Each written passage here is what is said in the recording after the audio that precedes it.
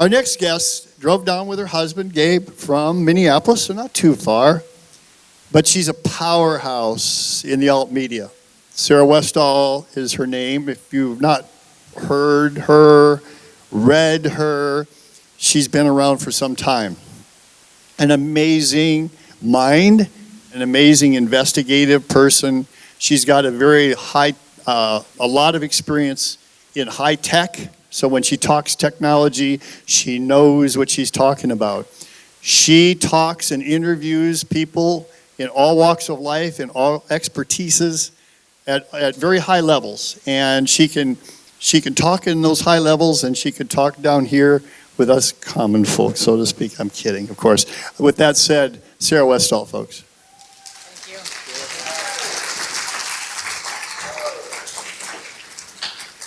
you. Hello.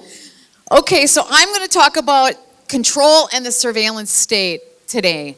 I am going to introduce, I've been thinking a lot about it, and I had to sit down and quiet my mind and say I need to figure out a way to communicate what we're dealing with. And so I'll be presenting what I see as the global architecture for our surveillance state tonight. It's the first time I've done it with an audience like this.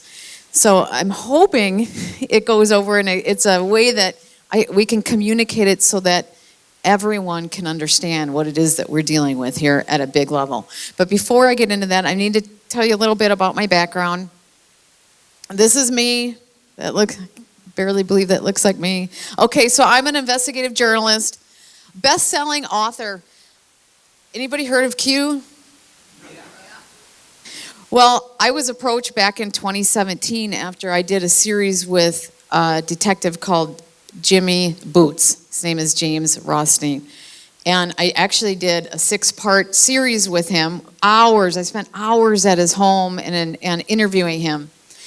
He should be a household name, but he's not. He has taken down more pedophiles and pedophile rings in our country than anybody else in the history of our country. And he was a detective back in the 80s in New York. He's actually from Minnesota. They brought him up there to work the Minnesota Strip. He was actually a police officer in New York, realized he was from Minnesota, and put him on the Minnesota Strip. Because a lot of the people who worked that strip were from Minnesota and the Midwest. And it took him 2 weeks before he realized that it wasn't about, they weren't prostitutes, they were trafficked individuals. And that the reason why they were bringing them in from Minnesota and other parts of the Midwest is because the people in our areas, especially the rural areas, back especially at that time, were pretty naive. And they could manipulate them and bring them in. They had the looks that they wanted. And they were trafficked to New York, and that's where a lot of them came from. In that time, he ended up having all sorts of informants. They trusted him, and he was given a lot of intel. He also met a man named Roy Cohn. Anybody heard of who he is? Roy Cohn was infamous in that area. He had Hoover blackmailed. He had senators blackmailed. He had generals blackmailed. This man was a powerhouse. He was probably one of the most powerful people in our country that most people had no idea who he was at that time. The politicians knew, the intelligence circles knew. He was raised in an orphanage. He was abused and sold as a blackmail slave. He was a lot of the victims that we hear today. He grew up and became what he was used as. He became a lawyer and became very powerful and then did to others what was done to him. It's a circle. At the end of his life, he realized that he wanted to be a better man, and he changed. He started funding orphanages, and he met Jimmy Boots. And together, as Jimmy's informant, they took down more pedophiles than ever in the history of our country. Pedophile rings that went all the way up to the United Nations. And he, at that same time, he was Donald Trump's mentor. you'll hear a lot of things about how Donald Trump is this bad person and stuff, and I don't know what the deal is with all the things that they say about him, but they try to attach him to Roy Cohn. And it's true, he was his mentor. But when he was his mentor, he was the same guy that was the informant for Jimmy Boots. And he changed his life around. So Donald Trump's not a Boy Scout. He knows what's going on in this world. So that's why I'm a best-selling author, because I was approached to be in this Q book for truth. And they used one of my interviews, and I was the first to term the coin, blackmail is the currency of the powerful. This book I was in, it was Welcome to the Q, Welcome to the Great Awakening. I didn't even know what Q was. I was like, sure, let's go in. Jimmy, I talked to him, we really should go in this book. We can get this word out. And so we worked together and came up with an intro. And then I wrote the foreword to it, and it was my paragraph. And that book shot to #1 in 17 categories on Amazon. And it was what launched the Q movement. Later, I realized, blackmail was a big part, human trafficking, big part of the Q movement. Later, I realized that was everything around that was an intelligence operation. It was used to launch the Q movement. Q really did get, I believe, was co-opted, as Jeffrey Prather said earlier. And I think there was truths and there's other things. It was kind of a mess. I wasn't really I wasn't a Q follower. I was accused of being it. I think they brought out a lot of truths. I would never take that back, because I think it changed the consciousness of our country. It was very, very important. It changed when they said, trust the plan. I'm not a trust the plan type person. I don't know who you are. I'm not going to trust a plan that I don't understand. I don't know who's behind it, right? That's just not a smart thing to do.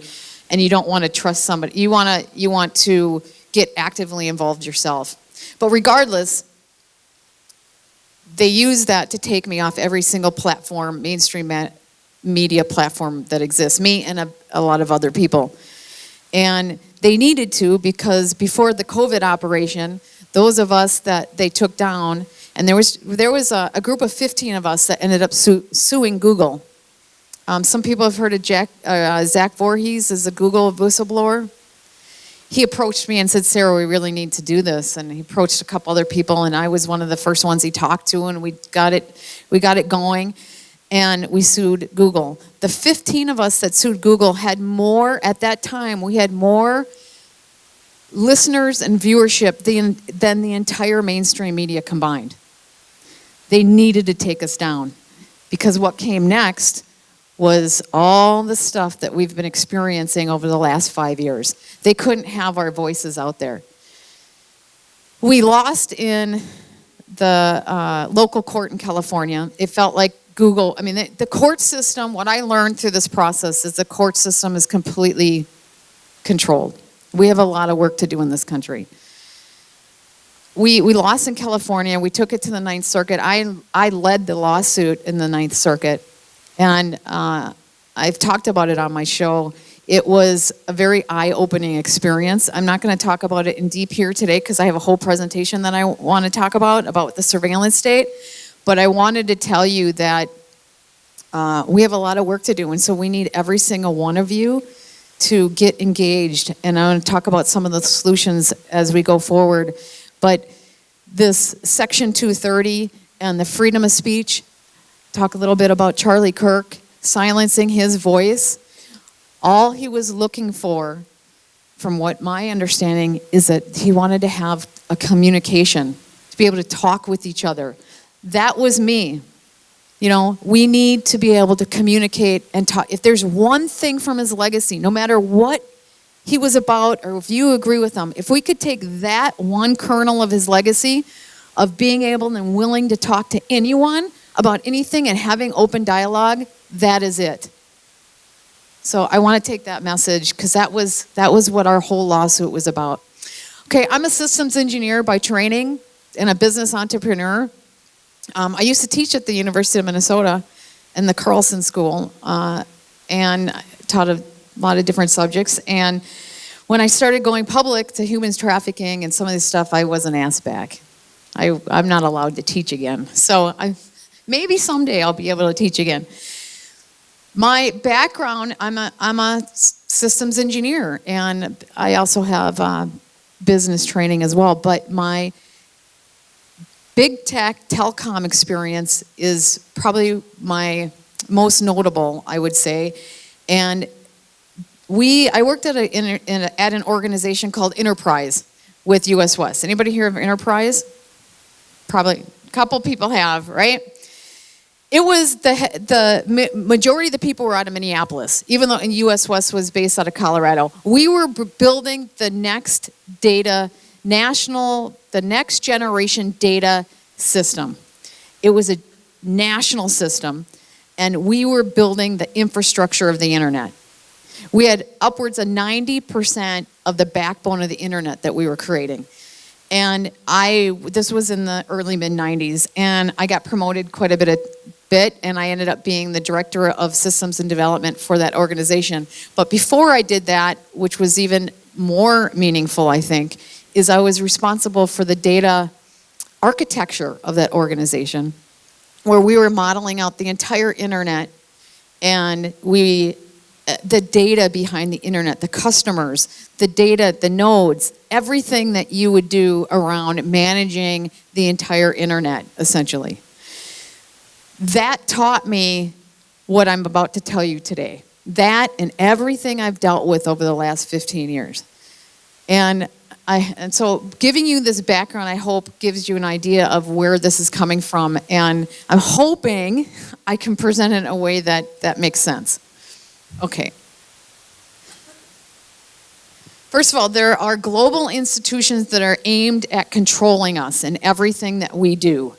And you hear some of these organizations, the central bankers, the World Economic Forum, United Nations, World Health Organization, NATO, and others. Some of these other organizations you probably don't know about, they're behind the scenes. But one that has been very active is the World Economic Forum. That one is really the face of all of these global institutions. They're the ones that have the Davos conferences. They're the ones that all the world leaders go to. Donald Trump spoke at it twice. Xi Jinping has spoken at it. So this is where all the world leaders go. The 1,000 multinational corporations are members. Every major corporation is a member of the World Economic Forum. It was started in 1971. Many think that was a pivotal year because that was when we went off the gold standard. The world economic system changed when we went off the gold standard, and that was the year that this was formed. Is that meaningful? I don't know. A lot of people think it is meaningful. Then they also have become, they write agendas that governments of the world follow. Okay, many of us noticed them and how it affected us in our own backyard when it came to COVID. Okay, and you noticed it because we were all locked down in our own houses in every community, every city around the world. Okay, and this is, we watched every world leader. How many times did you see, like on a news channel, or if you watched OAN, they would play it a lot, where you would see not every, but a lot of major world leaders repeat the same phrase over and over again? We're in this together, and all those phrases. That comes from these agendas that they were setting. Yes, that was what Build Back Better. And so many of the lockstep operations came from this. I did a documentary back in 2020, and it was June of 2020. And it was based on some research that I found that actually came in March of 2020. That was 2 months after COVID hit the world scene. The World Economic Forum, it was called We Forum, had a chart up there. This documentary still exists. Somebody put it on the Wayback Machine, so my little mini documentary hopefully will be up there forever. They had a target, said we're resetting the world based on COVID-19. It was up at least 2 months before, right after COVID went out. It might have came up before that. I don't know, because that was the first time I became. It is 200 levels deep with details on how the whole world needs to change. This thing exists. The documentary is up if you want to see the details behind it. It's important because how could they create a website that's hundreds of levels deep within 2 months of COVID hitting the global scene? That's just not impossible. One of the things that they had on there, one of their pages, was the fourth industrial revolution. And I'm just going to read it to you. The fourth industrial revolution represents a fundamental change in the ways we live, work, and relate to one another. It is a new chapter in human development enabled by technology, advances that are commensurate with those of the first, second, and third industrial revolutions, and which are merging the physical, digital, and biological worlds in ways that create both promise and peril. The speed, breadth, and depth of this revolution is forcing us to rethink how countries should develop, how organizations create value, and even what it means to be human. Now, as the world grapples with COVID-19, there's an opportunity to further harness the power of revolution in ways to create a more inclusive, human-centered global economy. I mean, some of that stuff sounds great, but when you put it in context to what we experienced, you start to question what it is that they're trying to do. Okay, now we're going to talk about BlackRock. How many people have heard of BlackRock? Okay, well, BlackRock is one of the world's largest asset manager. They invest in all the large companies. Pretty much 98% of the S&P 500 largest companies listed on the market, they're invested in. If you throw in State Street and Vanguard, it's all of them. They own each other too. They own part of State Street. Vanguard owns part of BlackRock. It's kind of a mix. They own on average between like 6.5% and 8% of almost every Fortune 500 company, enough to be a influencing voter on their board and of ownership. And they're the largest shareholder in Apple and many other tech companies. And they're in every single major tech company.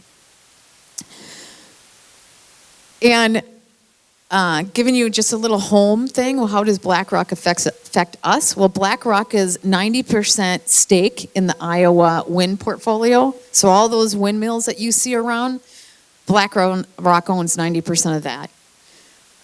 BlackRock owns 9% of Iowa's Alliant Energy Corporation. They're not allowed to supposedly own over 20% of any energy utility. However, there's a deal going through in Minnesota where they're trying to make a $6 billion purchase of the Minnesota Electric. And if they do that, that's going on right now. That breaks the 20% rule, and that changes the game. So you might want to take notice of that specific action that's going on right now. Because when we start talking about carbon credits and how they want to, and I'll get into some of this as I get into Mark Carney and the central bankers, they want to control governments and us through carbon credits. And getting control of the energy corporations is something that's pretty scary. So we want to make sure that control of energy stays local. It stays with your local counties. It stays with your local governments. They also are big into the Iowa Public Employees Retirement System. They use them as the asset manager. It's a lot of employees go through BlackRock here. Just wanted to get you some direct, so you know that you are affected by BlackRock too, at a very close level.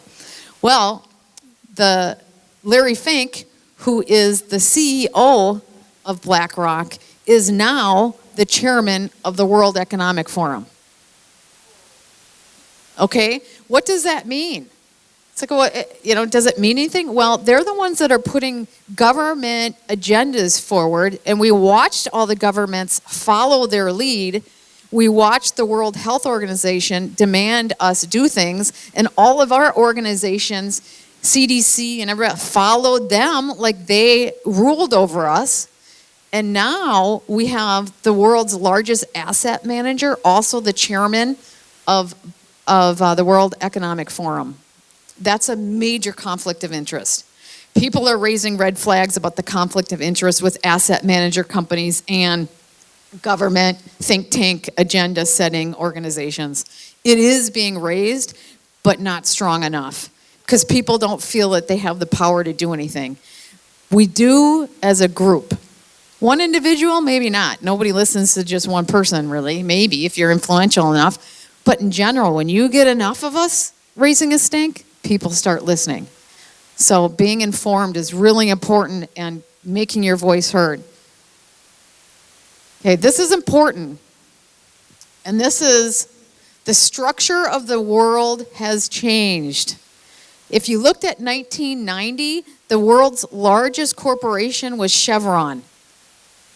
Today, it's big tech. Just last year, it was Apple was the largest. Now it's NVIDIA.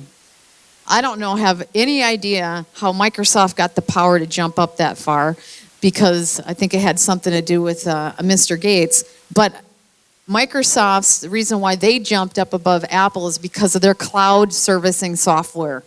And much like Amazon, people think of Amazon as a retailer. How many people think of Amazon as just a retailer? A lot of people do. That's not where they make their money. They make their money on cloud services. It's called AWS. Cloud services runs their government, a lot of the government intel operations that are going on. A lot of the major corporations are all run by their cloud services. So what you see on the internet for Disney is run by Amazon's cloud services. This is why they're so large, okay? I'm from big tech. I don't think big tech is necessarily evil, and we're going to talk about what some of the things they do, but it can be. It is anywhere from within a week we could know who every single pedophile is in this country based on messages that we got over a phone with her son. They had that. They could do a search. They would know who all the pedophiles are in a week. We could do something like that. Or we could control every single person's mind on this planet and make sure that you're thinking in the way that they want you to think. All of that, the full spectrum is there.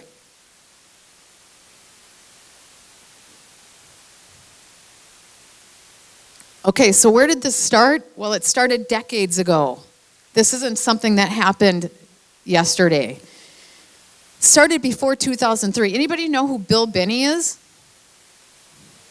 He's a former NSA technical director. Anybody know who Snowden is? Okay. Bill Binney was Snowden's mentor at the NSA. Bill Binney is someone that I've interviewed many times. He's somebody I've come to know over the years. And this stuff has been happening he was the first whistleblower that really came out. This control structure has been happening and in the works for decades. They've been spending $90 to $100 billion a year for decades on building this, okay? The DARPA had a total informational awareness that was one of their programs that came out. It came out through, and I don't remember who really came out. Was it Bill Binney and those group? It came out, I think, through his whistleblowing and maybe others. But people started learning about this. It came out. And then they wanted to move it to the public sphere. And in 2003, Palantir was created. And if you map and you look at what the total awareness is, it really matches what Palantir is doing. Now, if you look at all the different things that they can do, they want complete awareness on everything that we do, from our text messages, our mail, to our human body, to every single thing about us. That's what total awareness is. But what you are seeing kind of in general is I believe, I'm going to make this argument today, is what we're seeing is government by proxy, meaning Google and Amazon and all these companies are government operations that they've moved into the public sphere so that they can claim that they're legal with the Constitution because government can't do this.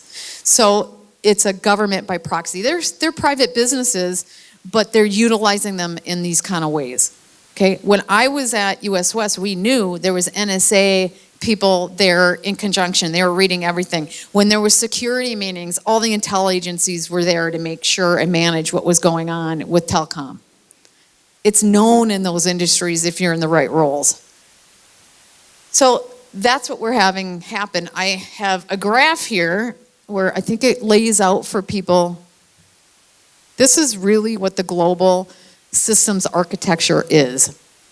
Palantir is the public visible application layer. And I want to emphasize, even though you're hearing by certain big known names as if Palantir is it and it's the most dangerous thing in the world, it's some kind of weird, it's true and also some kind of weird psyop, I think, because they're redirecting this activity and the attention from DARPA and NSA and all these black projects to Palantir, as if it's only this one business. Don't look over here, it's only here. Not that what Palantir isn't scary. What they're doing is, it's just, don't forget that we have a ton of black projects, and I'm going to name some of them in this next slide. So what I have here on this chart is you're seeing the defense contractors and you're seeing the businesses that we know. Okay, these are, I call them the data sources. So when you're looking at the defense contractors, it could be anything from all the satellite systems that we're seeing. You know, Musk's company should be up here with all his satellite systems he's putting all over Ukraine. That's one of the defense contractors. There are cameras and everything else that they have going on in the battlefield. They have things all over the world that they're tracking, the defense contractors. Then we have our multinational corporations. When you look at Google, Google is not a U.S. corporation really anymore. They have a monopoly power in every single continent on this planet.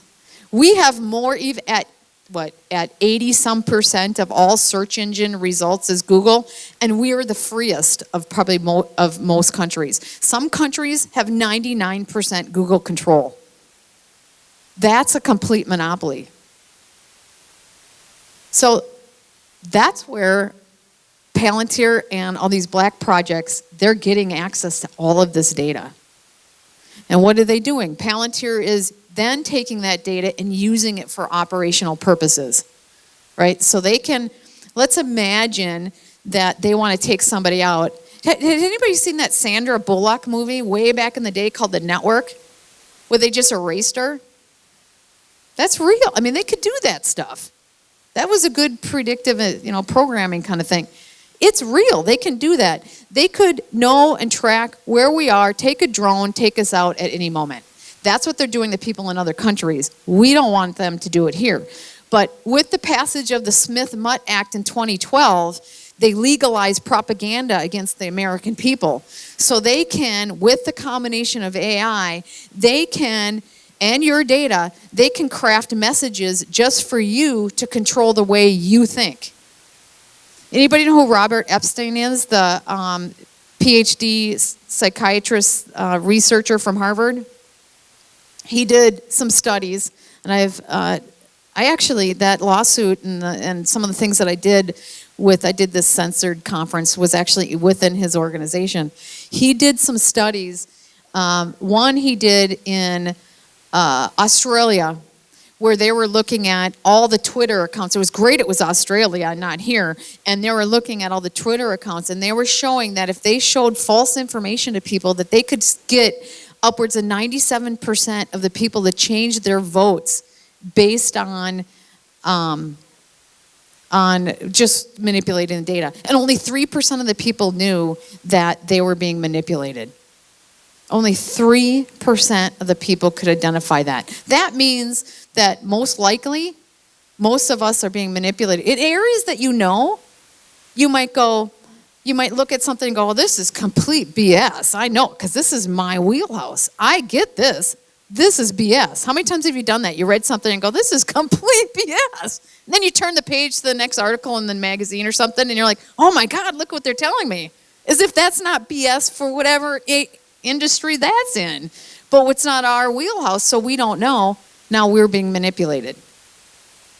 That's how we have to understand. And it's not always, it's not like we can't get so paranoid that we don't trust anybody on anything anymore. And that's part of the problem too. We've gotten to that point. We've got to get past that as well. It's just about being aware. Okay, so these are some of the known projects that we know, and there's so many more. These are just the ones that we've known about. And a lot of this came out through Snowden and through other whistleblowers. And these are DARPA and NSA projects. Some of them are the five, like Project Echelon is the Five Eyes. You know, the Global Signals Intelligence Network. They're intercepting phones and internet traffic worldwide. That's telecom. They're getting all that stuff. So you can just see by looking at this, the vast usages of data. Now we're getting into wanting to understand everything about our bodies. You know, then it gets into a whole nother can of worms. What do they do once they understand everything about our bodies and sending signals to our brain? And just, there's so much they can do. It's so much more advanced than what the average person knows. And it's important that we become informed on this. So I would say that the more realistic way that you can look at that is something like this. And I didn't draw all the lines because it gets so confusing. Palantir is one, and then there's a whole bunch of yellows. I could have put like 100 of these yellows in and say that's the reality of what we're dealing with. We just don't even know what they are. Some of them could be small applications that do specific, they probably are. There's probably thousands of small applications that do certain functions. I had a whistleblower on that talking about ShadowNet. ShadowNet was using data that created civil unrest in foreign countries. I had Patrick Berge on. And they were using social media networks to create civil unrest. We have to be very careful because they're doing that to us. If you want to see what they've done in other countries, or what they're doing to us now, you go and you look at what they're doing in other countries, or what they've done in other countries. There's a lot to learn there. And it's very serious because our country's on the line. We can't allow ourselves to be manipulated like this. Charlie Kirk being murdered was an act of terror, and what's following it is, I would say that they're trying to initiate civil unrest and almost civil war in this country. If you turn on CNN, maybe even MSNBC is worse, and you turn on Fox News, I don't think that Fox News is any better. They might align more with the way you think, but they're not any better as far as inciting violence and creating this notion of us versus them. This us versus them has to stop. It has to. It's the reason you're not allowed into the high schools to talk. We have to stop human trafficking. It's the us versus them. That's crazy. I didn't grow up that way. I don't remember ever being like that when I was young. This is on purpose. This is how they incite civil unrest, and it's happening in our country. And it's because of this. But I do want to tell you, I want to really stress that this whole presentation, when you leave here, I don't want you to feel like you're disempowered and this is scary and there's nothing I can do. I want you to leave here going, I need to be more discerning when I'm online. I need to learn. I want my kids to learn about technology so they can grow up and be an engineer and they can help keep us free. I don't care if I was telling Kat, don't worry about your son if she doesn't worry about this, but don't worry if your son is a nerd. That's good. You know, let's get them into these engineering and tech fields. Let's get that free agency and that idea of freedom within the engineers that work in these environments. They're the ones that are going to change a lot of this. And you can too, because it doesn't mean that you have to necessarily have a degree, but you sure the heck need to learn about it. Okay. Digital ID, this is one more thing I need to say. Why are they doing digital ID when they have all this other data anyways? They don't necessarily absolutely need to have the digital ID to manage us and do everything they want to do, but it makes it a heck of a lot easier. When I was in the early 90s, I wrote this paper about telecom and how and I didn't even realize this, but I said we really needed to have a single ID for customers. Because we have customer IDs and all these different databases, and there's like 15 different ways, it's really hard across all the network, all the different telecoms to be able to manage a customer ID and customers and what's going on if there's 15 different IDs and they're all over the place.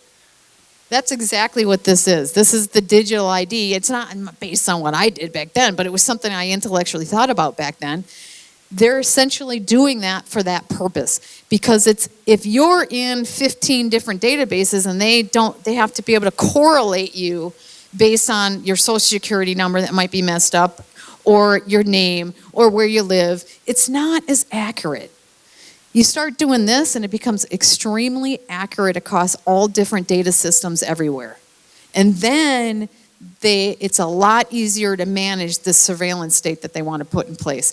The flip side of it is they can also manage and do all sorts of good things with it too. It all comes back to the type of people that we have in office. Are they good?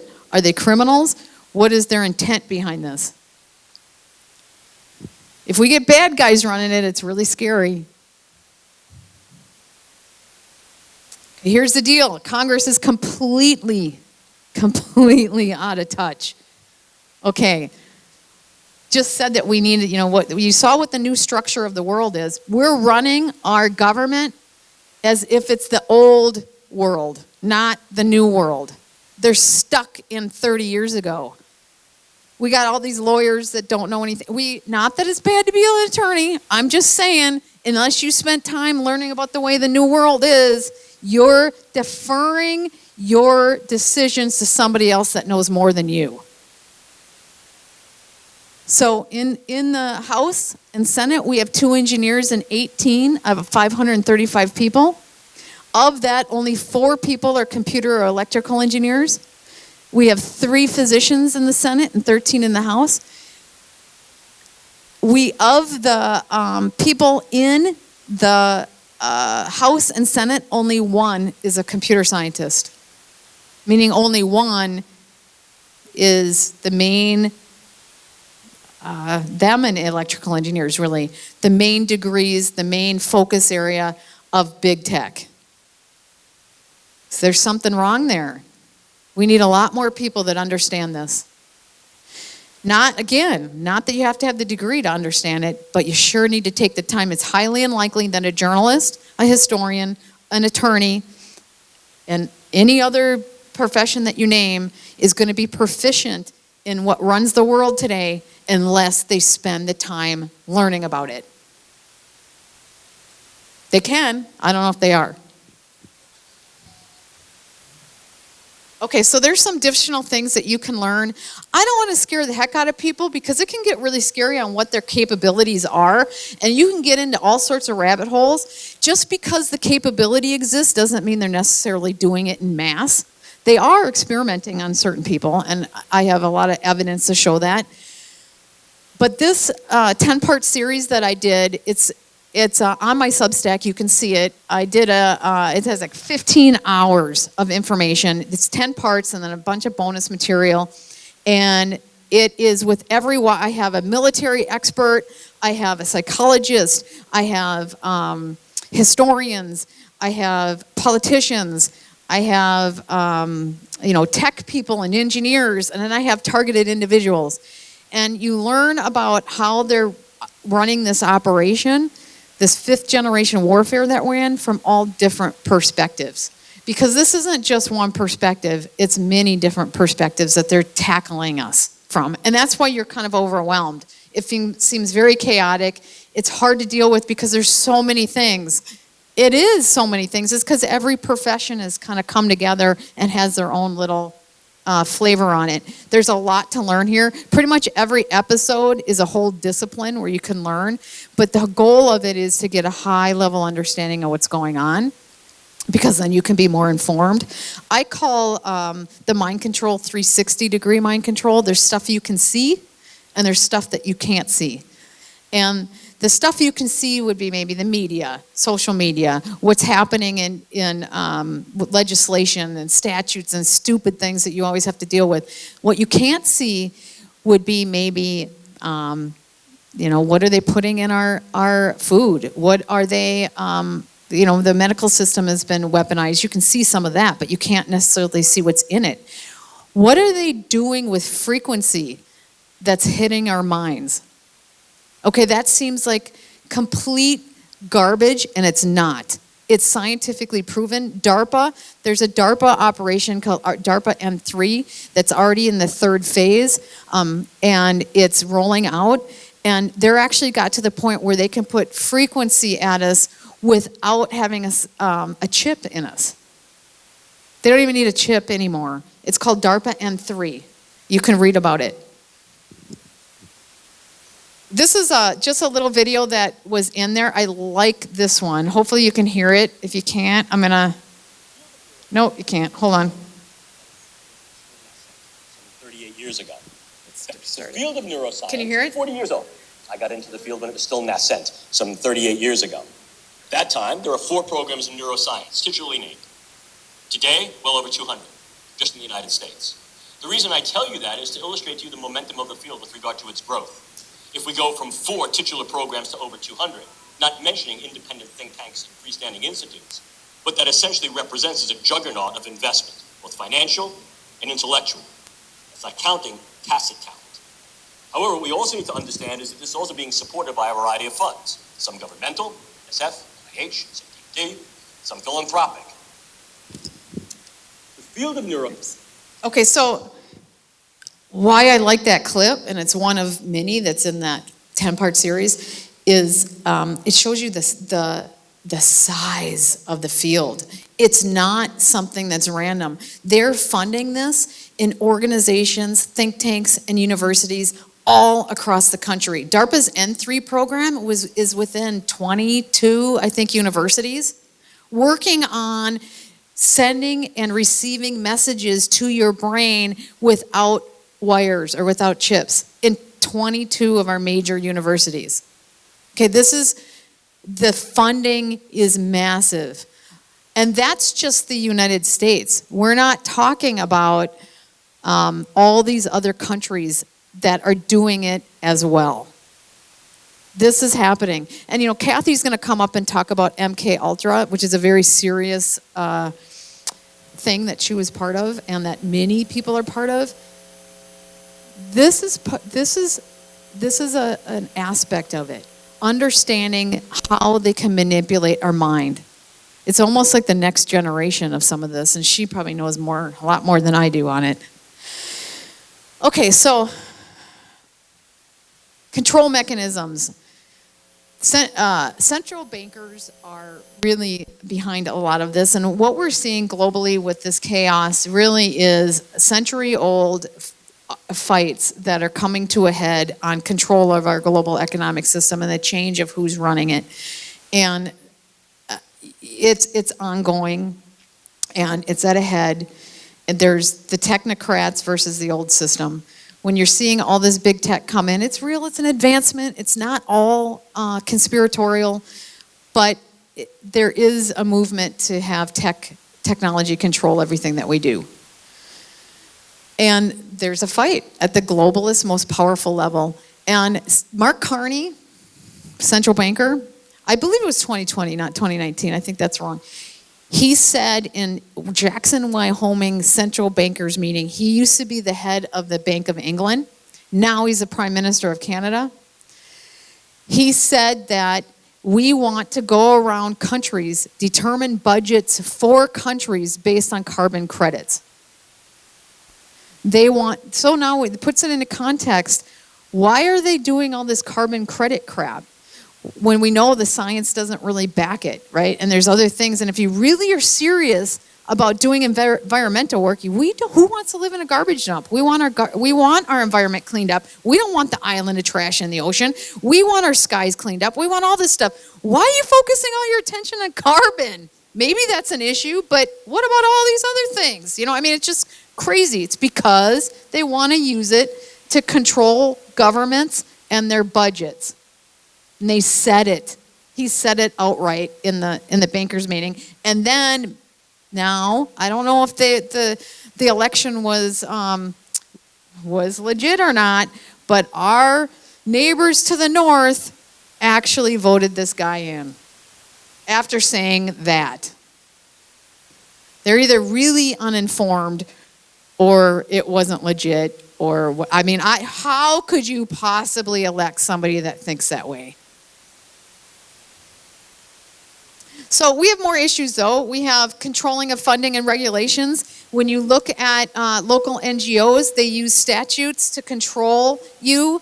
The local farmers, they don't get insurance if they don't follow certain rules.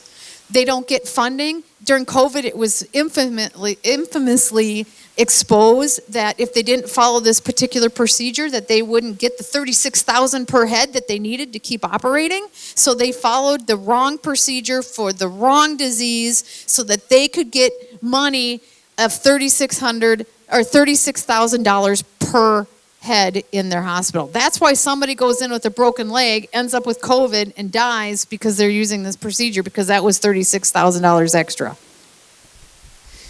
This is what they do. You know, Giordano has that was the scientist that you saw earlier, was a top neurosurgeon that's responsible for ethics. He's in the role of ethics for DARPA.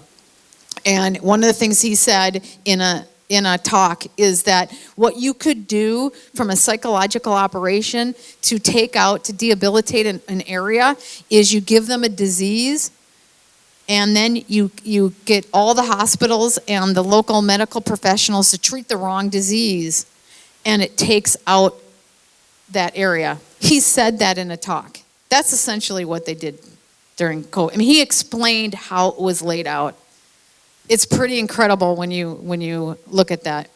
USAID, NGOs, exposing USAID is probably one of the best, most encouraging things I've seen in a long time. USAID was a money trafficking operation, especially when you look at some of these other, Ukraine and some of these other countries, what they were doing. You heard, the outcry of all these people talking about how these starving people with USAID. Yeah, sure, there's a certain percentage of the front organizations we had to be really careful to carve out. If there's money going to help people, we don't want to necessarily stop that. But the majority of the money was going for soft control, or maybe not so soft in some areas, control of countries. And if you watch 60 Minutes and some of those news programs, they came out and said that.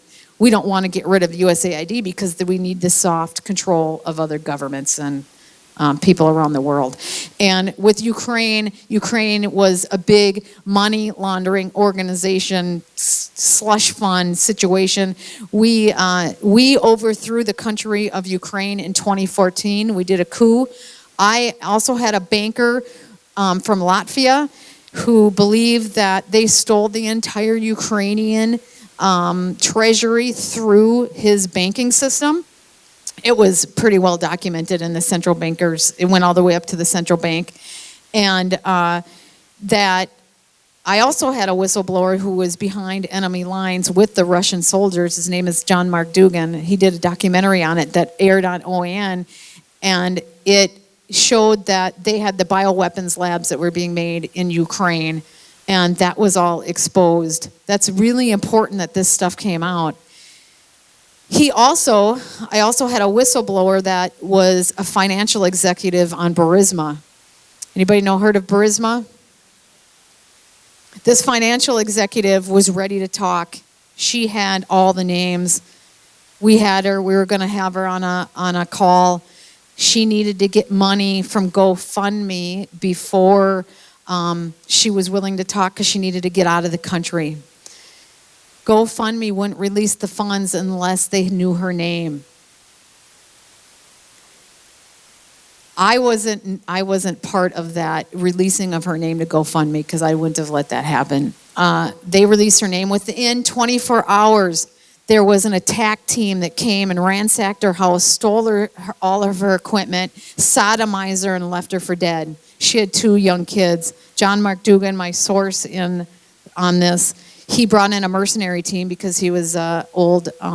He was a military, and he past military, brought in a mercenary, got her out of the country, got her into a Russian hospital, and she's okay, but she's now afraid to talk. So what she had, I did get some of that. She had that people are blackmailed on both sides of the aisle and both continents, both ends of the ocean. It's not just it's not just Democrats. It's Republican and Democrat. It's corporations, people. And the blackmail system goes up very high. And one thing I learned early in my career from Detective Rothstein is you can't believe anything that you read, Sarah. You need to find it out yourself.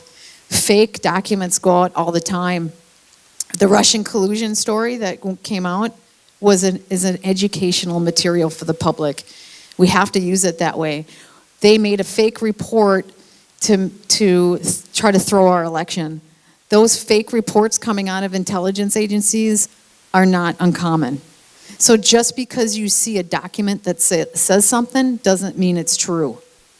We have to have more discernment. It's hard. We're living in really chaotic, hard times. But the only way that we're going to get through this, as Jeffrey Prather said, is you need to understand what the battlefield is. The battlefield empowers you. You cannot let that disempower. It has to empower you, and you have to figure out how to take action. And the best way is to bring it to the local levels. When I brought up the electrical stuff, you want to make sure BlackRock doesn't come in here. You want to keep control of your local electric. That's important because the CO2 is tight. That you want to control, make sure everything that you possibly can is locally controlled. And how do you do that? You need to understand your legislation. You need to read past the words. Get past the words. A lot of words are co-opted. Okay, so like sustainable development with the people who originally got it going was a good thing. Who doesn't want a sustainable country? Who doesn't want to? We already established nobody wants to live in a trash dump.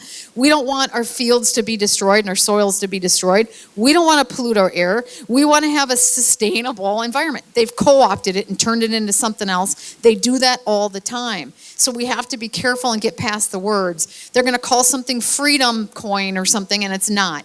You have to get past the words and look at what the actual legislation says. Look at what the statute says, because that's where the details, that's where the meat is of what's really going on. You got to get past the words.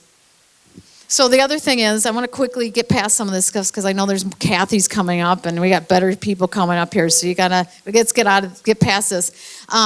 Understand the technologies.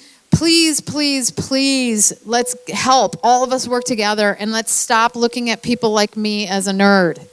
We got to stop thinking that people who go into math and science and engineering are nerds. People having financial literacy, understanding how to manage your financing, that's not boring. We got to get past that. Being smart isn't a bad thing. When you talk to people in China, kids in China want to be scientists and engineers and astronauts. Kids here want to be influencers. No. So we also need to get engaged, and I think all of you know that. I think you're here today because you want to figure out ways to get engaged. You've heard powerful stories from people who are engaged, and they were a mom, and they just knew that they needed to do something, and you saw the difference they made. If they can do it, you can do it.